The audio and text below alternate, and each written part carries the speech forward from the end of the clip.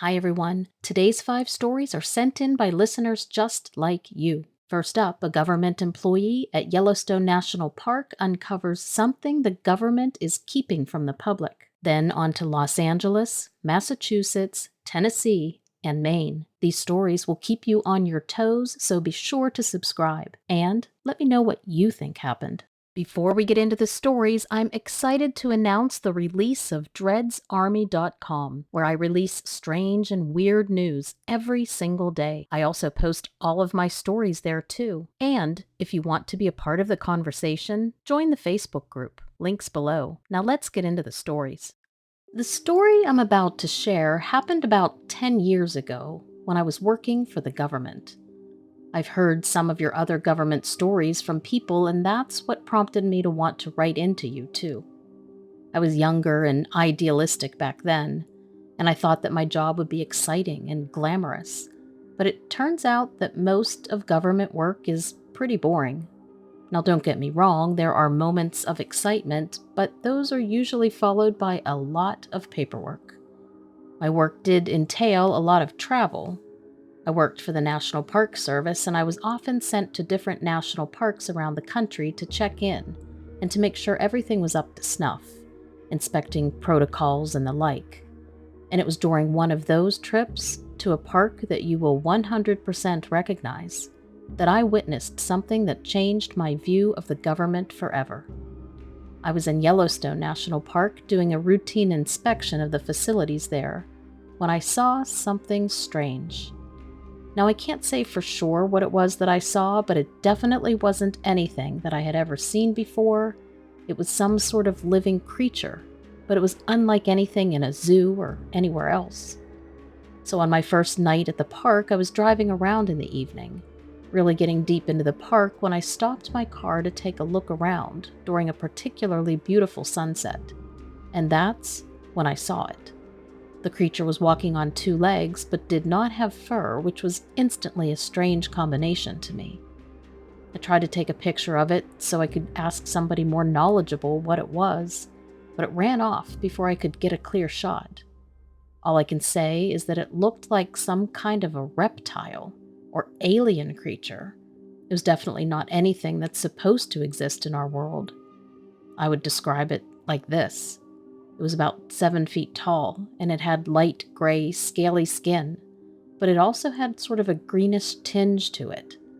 It didn't escape me that those are especially good camouflage colors for the park. And it had this long tail, which was very evident when it turned around and took off, and I could see that its eyes glowed yellow when I first caught sight of it. That was the creepiest part. The yellow eyes with those sideways slits. I mean, you know you're not dealing with something nice when you see eyes like that. When it ran off, it moved very fast, too, and it seemed to be able to disappear into the shadows of the setting sun. The movement of its legs was strange, and it almost seemed to be hopping, but at the same time, it was running. Again, not like anything I've ever seen before. I reported what I had seen to my superiors when I touched base with them the next morning, but they brushed it off quickly, and they told me not to worry about it, basically redirecting me back to talking about the job that I was there to do. However, I couldn't shake the feeling that something was not right. I did some more research using my computer accesses to get into certain databases that we have, and I discovered that there have been numerous reports of strange creatures in national parks all over the country, not just Yellowstone. And I hate to say it, but it also looks like the government has been aware of these reports for years, but they have never acknowledged them publicly. I started to piece together the puzzle, and it wasn't long before I came to the conclusion that the government is covering up a program on cryptid creatures in national parks. They were trying to keep the program and the creatures secret from the public, but I had stumbled upon their secret. So I decided to approach the Yellowstone workers that I had become friendly with, and I asked them if they had seen anything strange, ever. At first they were hesitant to talk to me, but after I assured them that I wouldn't tell anybody, they started to open up. I learned that there have been sightings of all sorts of creatures in the park, including some that matched the description of what I saw. Apparently, this has been going on for years, but they've been successful in keeping it a secret. So all of this information only served to fuel my interest in the subject. I decided that before I left Yellowstone, I would take a hike off the beaten path that goes in the direction that I had seen this thing, just to see if I could find any further evidence. I packed a bag with some supplies, headed out, and it didn't take me long before I found something odd. There was a trail of large footprints that led deep into the woods. Remember, this is a very deep section of the park. I followed those footprints for miles until I came to a clearing, and there, in the middle of the clearing, was a group of these creatures. Well, 3 to be exact. They were eating and playing and completely unaware of my presence. I watched them for a bit. It was interesting. There was almost a humanoid quality to them. But then I started to feel nervous, and I had to get back. So I quietly got up, retreated my steps, and got back to my car. I knew that I had seen something incredible, something that the government didn't want anybody to know about. I also knew that I couldn't tell anybody what I had seen. I just knew that that would be bad. Plus, I wanted to keep my job, and that meant just keeping my head low. But the story is something that I have to share. I can't keep it inside any longer. I mean, the government can try to keep a secret, but the truth will always find a way to be revealed. Hey Lilith, I'll get straight to it. I think I saw a Mothman last year. My sister was there with me, but she swears up and down that that is not what happened.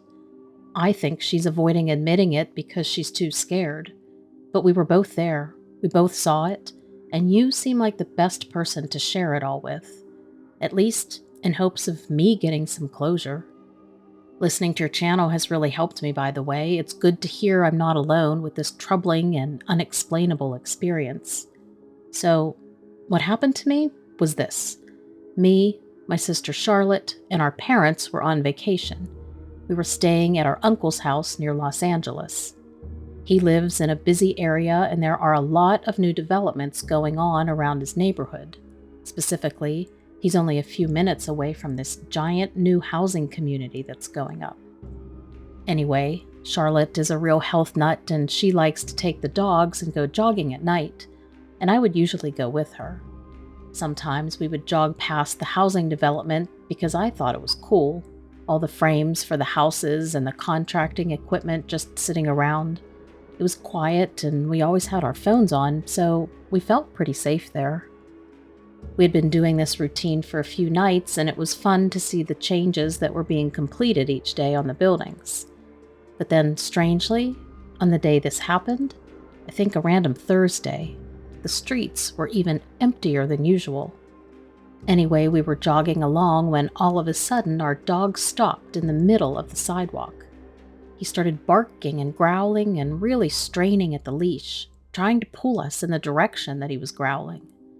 And he was never like that. He never barks or really misbehaves. So there's me and Charlotte stopped in our tracks and trying to drag him away from whatever has got him freaked out so we can just get him back home. But he's really freaking out.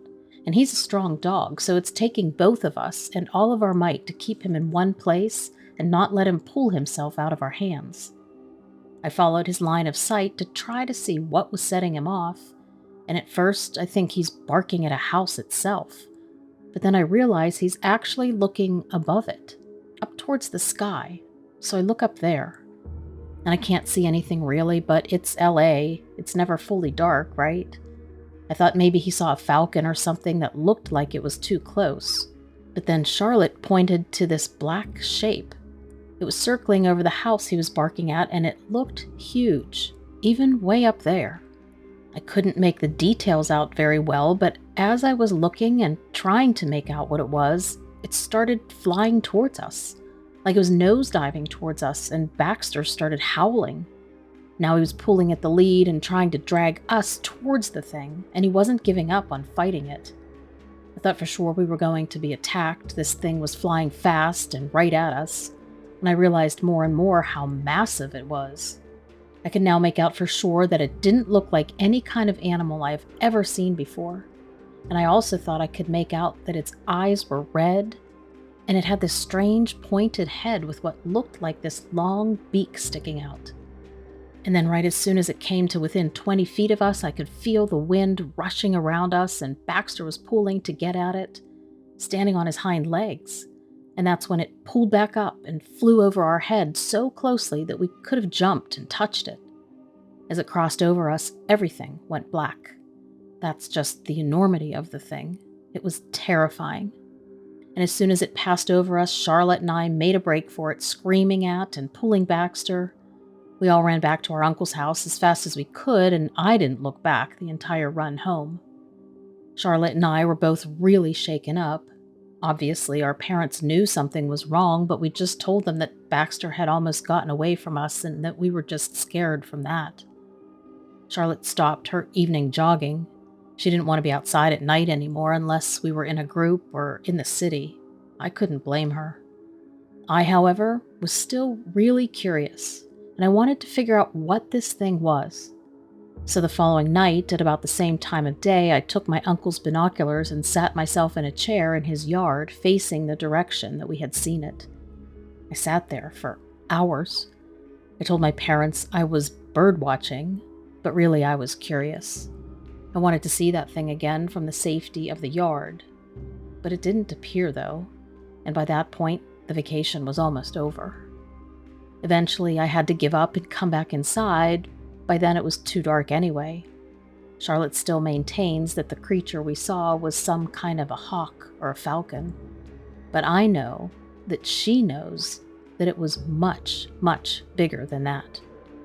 I'm still trying to work out what it was, but it really stinks that I can't talk to her about it. She's basically giving me the silent treatment anytime I try and ask her, or if I ask her to retell me again how she saw it and how she would describe it. So I guess it's just me with this, and I've been feeling like I want to connect with somebody about it. Hopefully, one of your listeners will have some insights for me. Thank you. I've been listening to your channel for a while, waiting to hear if anyone has seen what I've seen. And so far, everybody's been talking about land creatures, but has anyone ever had a weird experience out at sea? I saw something out in Buzzards Bay in Wareham, Massachusetts that really freaked me out. My buddy and I were out fishing there last Sunday, and we saw something breaking the surface about 20 feet away from us. He said dolphin. I said no, it's a whale. But then it got closer, and we got another look. It was a weird blue-green color when it rose up a little, and it made a hump like a camel has. But it was shimmery, not the color of a whale or a dolphin. A brighter color like those fancy tropical fish that you can buy. So we were thinking it was some sort of a floating trash that was reflecting the light. I don't know, just bobbing up from the current or something. But the weird thing was, it kept getting closer to us, way faster than the current would bring it. And then it stopped. It disappeared for a few minutes, and I was guessing it had sunk. A few minutes later, we're just chilling, kicked back with our rods, and the strangest things started happening. The water began to swirl around us, maybe in a 15-foot parameter with us in the middle. Little waves cresting and going in a circle around us. I never saw anything like it, and neither had my buddy, because he sat right up and said, "What the hell?" At first I laughed because he's this big guy and he looked a little nervous, and I was thinking there had to be a rational explanation, like we were caught in a school of bluefish or something. But it started getting closer, like the circle was closing in on us. The waves going around us seemed like they were getting taller. Not really tall, but rising enough to make me put down my rod and grab the side of the boat. The force from whatever this was started making the boat swivel. Now, we weren't spinning fast or anything, but we were doing a circle. And then we were both like, "What the hell is going on?" And I said, "Let's get out of here." He said, "Yeah." So I tried to fire up the motor, which is a 60 horsepower Yamaha 4-stroke that I got a year ago. That thing's never given me any trouble, but it wouldn't start. I mean, completely dead. The water was choppy, and the boat had started rocking a little because the waves were spinning faster around us now. I just gave up on the motor after about 8 tries because I was freaking out now too, and we just needed to move. Now.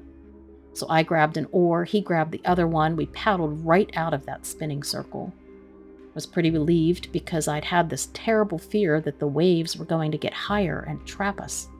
Yeah, I know it sounds ridiculous, but you had to have been there. We waited a few minutes and I couldn't even see the whirlpool thing anymore, and my buddy said, "Do you want to go in?" I'm thinking that's a long way to paddle, and pretty soon somebody's going to come by. It's a well-traveled area, and they could give us a tow. And the weirdness had disappeared, right?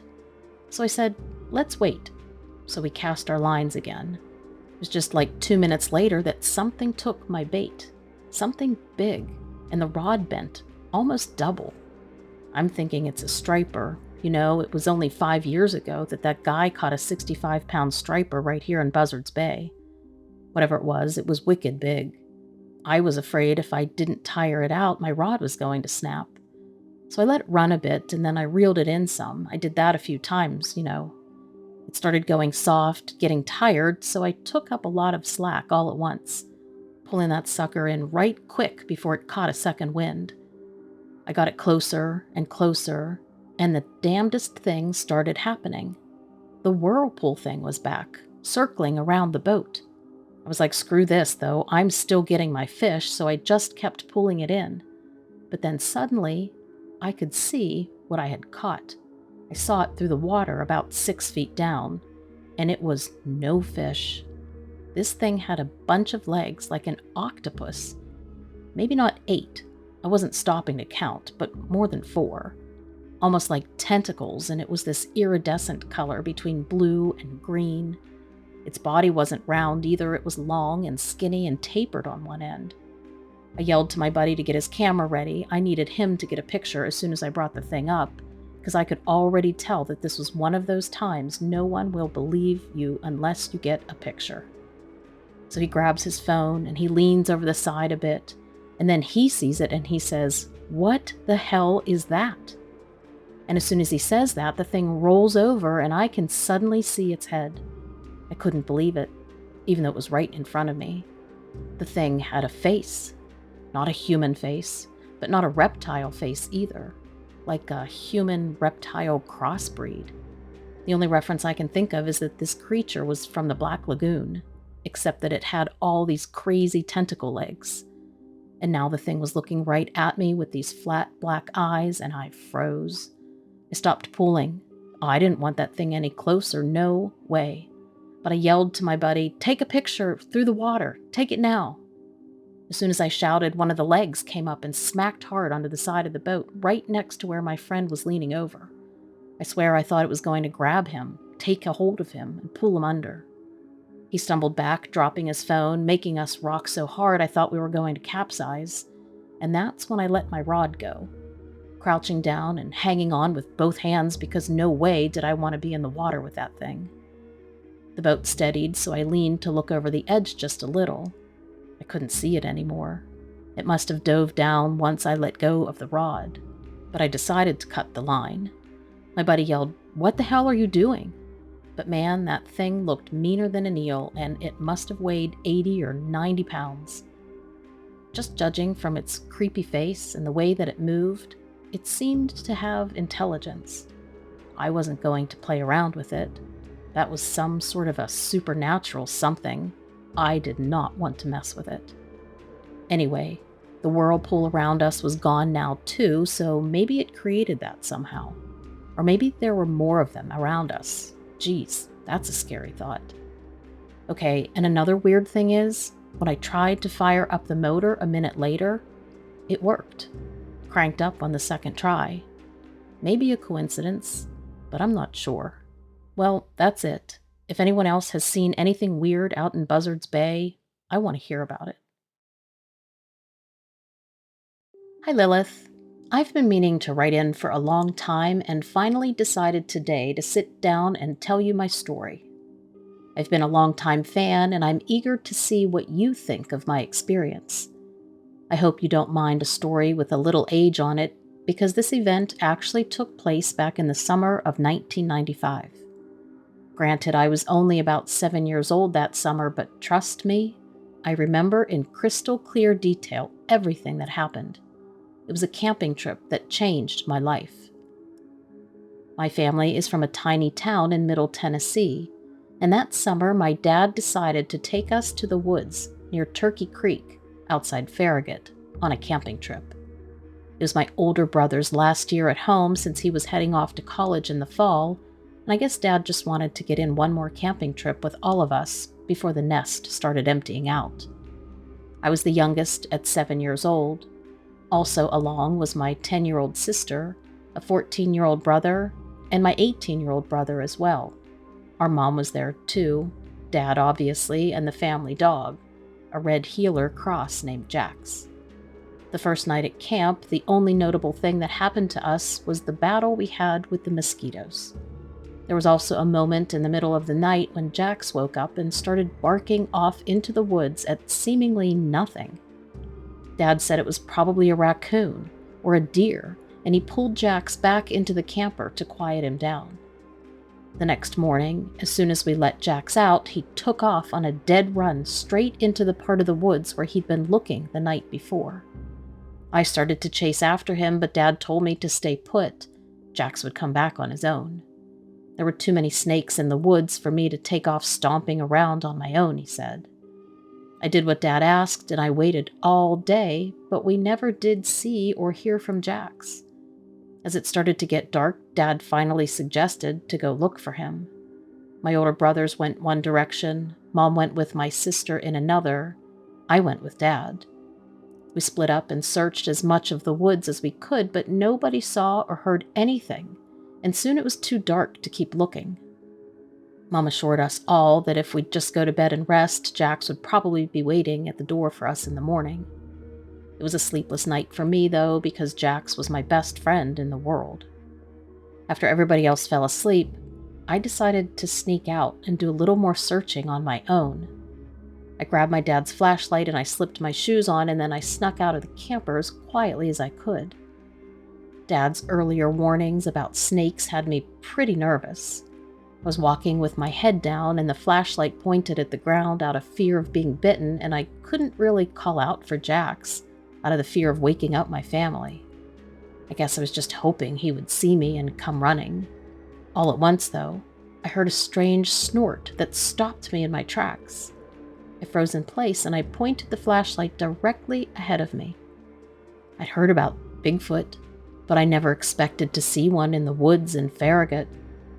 Every account I'd ever read had come from California or Colorado or up on the East Coast, but I swear to you on my life that this is exactly what I was staring at that day.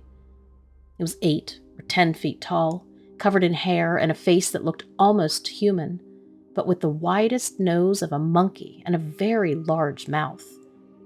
I was frozen in fear staring at it, and I couldn't even muster a scream, but to be honest, I don't think it meant me any harm. Mostly it just kept looking at me very curiously, as if it was equally surprised to have run across me. As I stood there staring at it, it extended one massive arm towards me and rested its hand on the top of my head, like you might do when you're petting a cat that has just walked up to you on the street. When it touched me, I got a whiff of this strong, musky odor that I guess knocked my senses back into me altogether, because that's when I took off running back to the camper. The big creature thing didn't chase me, though. I think it might have actually taken off running, just as scared, in the opposite direction. When I got back to the camper, my mom was already up and sitting on the camper steps waiting for me.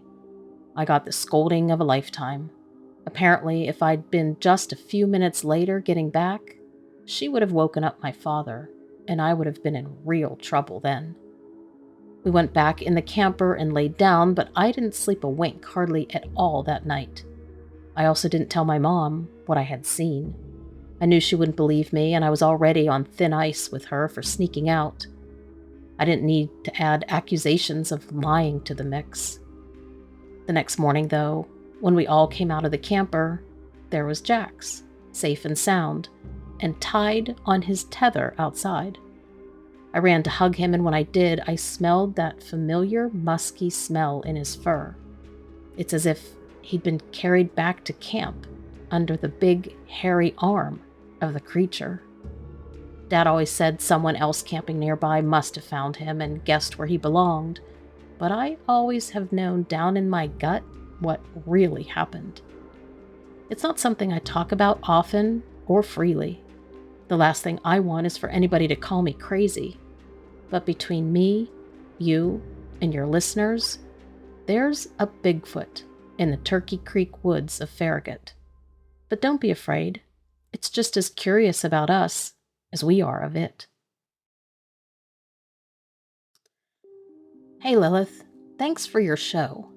Since hearing other people's stories, I've worked up the courage to tell my own, and I know somebody out there will believe what seems unbelievable to most people.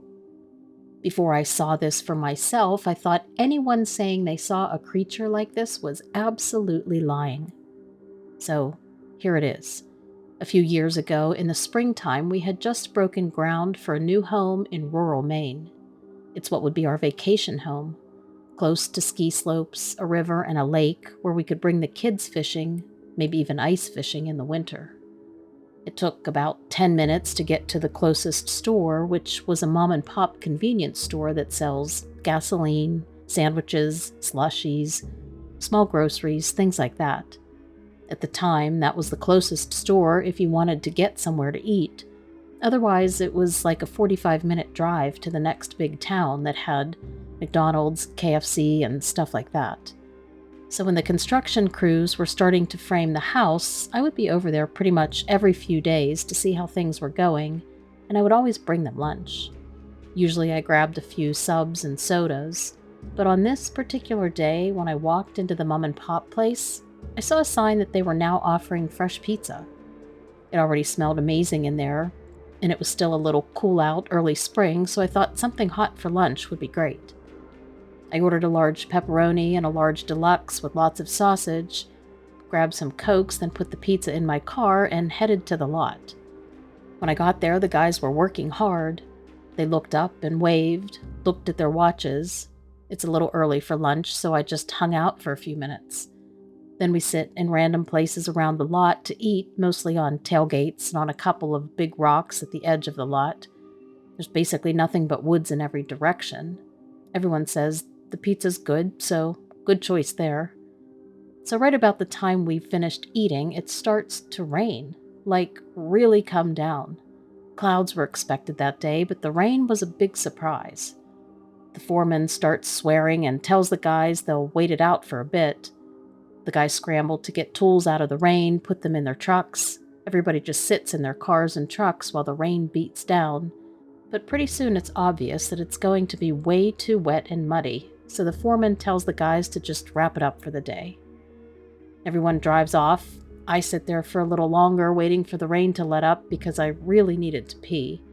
But there's just no break in the rain, it's just pouring. So I figure I'll dash to the edge of the woods, pee as quickly as I can, and run back to the truck.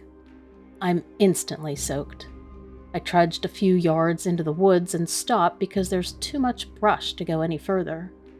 I figured nobody is around anyway, so I unzip and pee behind a tree. Then as I'm finishing, I hear this sloshing sound of somebody coming towards me. I turned to see who came back, thinking somebody had forgotten something, but there, at the opposite side of the lot, and next to the half-framed house, there is this huge, hairy creature. Like, I'm talking Bigfoot. I'm completely not kidding, it is 100% a Bigfoot. I mean, unless it was the most realistic costume in the world. Like a Hollywood, world-class makeup artist slipped into the woods of rural Maine and was screwing with me. But I know it wasn't a costume, there is no way. And I could smell the thing. Seriously, the strongest and most unusual smell reached me from across the lot. It was about 7 feet tall and exactly the way everybody describes it. Long arms and legs, a face that's somewhat human, somewhat like a Wookiee. It had long, shaggy dark brown hair, some of it hanging from its arms, and a huge hunk of it trailing down its back. The thing had apparently found the wet box of leftover pizza that one of the guys had left behind on a rock when he dodged out of the rain. I know it's not a human in a costume because then I actually see it eat, chewing loudly and completely scarfing it down like something or someone who hasn't eaten in a while. It devoured each slice quickly, and it ate like, 7 pieces or something in under a minute. And then I watched as it wandered and sniffed around the lot, sort of like it was looking for more food. It found a can of Coke, picked it up, sniffed it, and dropped it back on the ground. I was frozen in place, half hidden behind the oak, but still getting completely drenched. However, the one good thing about the downpour is that it was keeping me hidden and therefore safe. My car was in the driveway, but the creature didn't seem to notice or care about that. It did want inside the house. It walked up, stood on the new floorboards, and then looked around everywhere. All this time, the rain is just soaking everything, and I'm scared I can't even blink. And then this rush of wind came and started the rain swirling in a different direction. And that's when the creature looked in my direction and just stopped with its face towards me. I think he had gotten a whiff of my scent. He then picked up a long board from a pile and heaved it in my direction, just missing the tree. It was an amazing distance to be able to throw. But then it took off, and it ran fast, through all that impossible brush back into the woods, and then it was only a moment or two before I lost complete sight of it. I didn't go back to that lot again for about a month, and now that the house is done, I rent it out, Airbnb, and I tell the tenants not to leave food outside because it could attract bears from those woods. Anyway, that's it. Not my ideal vacation house at all anymore. Thanks again. Let me know what you think about these stories in the comments below. And don't forget to check out Donovan Dread, who releases almost every single day. Also, if you like true crime, then check out Donovan Dread True Crime. There are new releases several times a week.